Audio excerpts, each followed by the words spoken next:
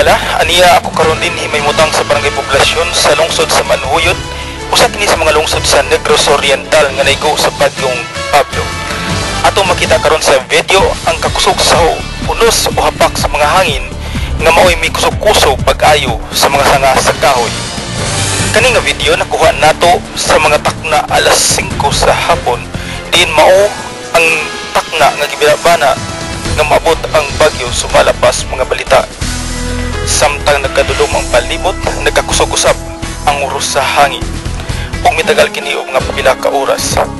Niresulta kini og pagkabali sa mga sangas sa mga kahoy ug pagkaputol sa mga ubang linya sa kuryente.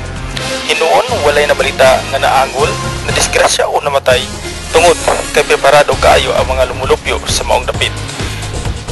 Daghang salamat gikan diri sa barangay poblasyon sa Manhuyod, Negros Oriental. Nifig Reporting.